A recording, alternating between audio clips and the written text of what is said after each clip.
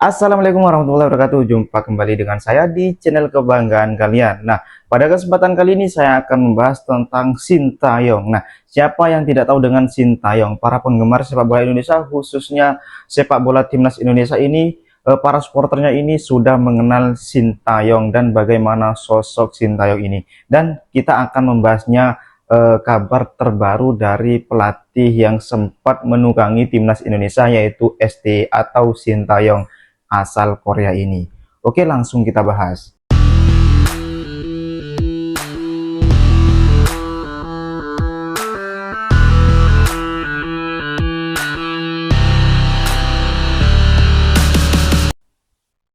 Sepak bola itu bukan hanya tentang menang atau kalah, tapi tentang cerita yang tertinggal di hati para pendukung. Dan kali ini, cerita itu datang dari sosok yang namanya begitu lekat di telinga kita, juga di hati para penggemar sepak bola Indonesia, yaitu Sintayong.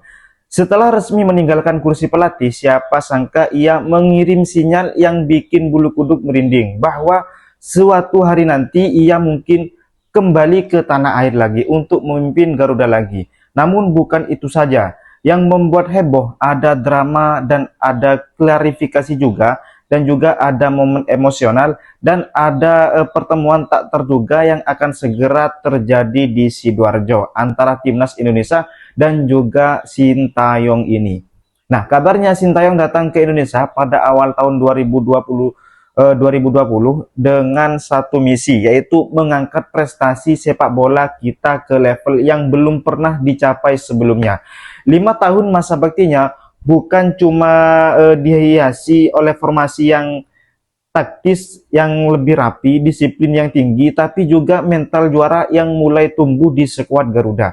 Di bawah asuhannya kita mencatat sejarah. Ya, kalau nggak salah lolos ke 16 besar, lolos ke babak 16 besar Piala Asia 2023 untuk pertama kalinya.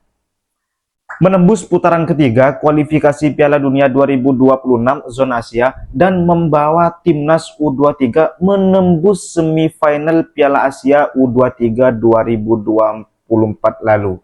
Ini prestasi yang sangat membanggakan tersendiri bagi timnas Indonesia.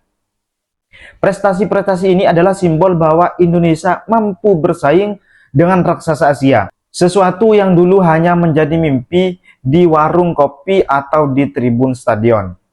Oke, Januari 2025 menjadi momen yang berat. Masa bakti Sintayong berakhir dan juga supporter merasa sangat kehilangan sosok Sintayong ini. Namun, beberapa bulan kemudian, di tengah kesibukan melatih klub raksasa Korea Selatan, Ulsan HD, Sintayong membuat pernyataan yang menggetarkan hati. Ia mengaku tidak menutup kemungkinan untuk kembali melatih timnas Indonesia. Bukan karena ambisi pribadi, bukan pula sekadar mencari prestasi, tetapi karena rasa cinta dan penghargaan luar biasa yang ia terima dari para penggemar, yaitu supporter yang sangat fanatik dengan Sintayong ini. Kalimat yang ia ucapkan keluar dengan nada haru, seperti seseorang yang menemukan kalau menemukan rumah kedua di Indonesia. Menariknya, Sintayong akan kembali menginjakkan kaki di Indonesia pada akhir Agustus 2025 ini. Namun kali ini bukan sebagai pelatih timnas Indonesia, melainkan sebagai manajer timnas Korea Selatan U23 yang akan berlaga di kualifikasi Piala Asia U23 2026 di Stadion Gelora Delta Sidoarjo.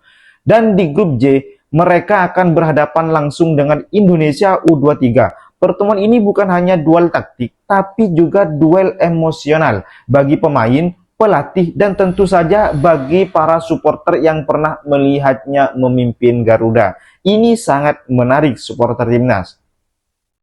Di tengah euforia menyambut kedatangannya, Sin juga meluruskan isu lama yang sempat memanas. Tuduhan bahwa hubungannya dengan pemain naturalisasi tidak harmonis, ia bantah tegas. Menurutnya, semua ini hanyalah fitnah. Ia bahkan heran mengapa isu tersebut terus diangkat, apalagi jika datang dari pihak internal federasi. Baginya komunikasi dengan semua pemain termasuk yang diberitakan yang berstatus naturalisasi ini berjalan lancar tanpa kendala.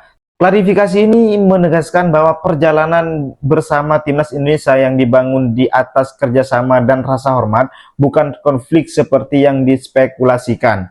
Nah, sementara itu dari dunia Garuda Muda, kabar unik datang dari Piala Kemerdekaan 2025 dalam laga melawan Tajikistan. Striker timnas U17 Mirza Firzatullah mencetak gol indah, lalu berlari merayakan ke arah supporter, namun ia tidak menyadari adanya parit pembatas. Ini sangat lucu dan terjatuh cukup dalam. Beruntung menurut pelatih Novarianto, kondisi baik-baik saja dan tidak mengalami cedera yang cukup serius.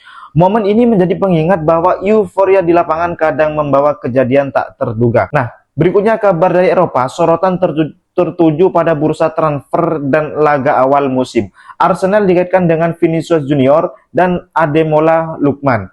Sementara drama transfer Benjamin Sesko memanas dengan Newcastle tampil agresif dan Indonesia dan Manchester United memilih strategi menunggu. Pekan pembuka Premier League langsung menyajikan big match antara Manchester United versus Arsenal di Old Trafford 17 Agustus. MU yang musim lalu terpuruk kini dipimpin Ruben Amorim dengan optimisme yang baru. Kritik keras Bruno Fernandes terhadap performa tim justru mendapat dukungan dari pelatih. Tanda adanya semangat untuk berubah, Andre Onana pun menegaskan kekompakan tim adalah senjata utama mereka musim ini. Sepak bola selalu punya cara untuk menghubungkan orang, pelatih, pemain, dan para supporter melampaui batas negara dan warna jersey. Kisah Sintayong adalah bukti bahwa hubungan itu bisa begitu kuat bahkan setelah perpisahan. Siapa yang tahu?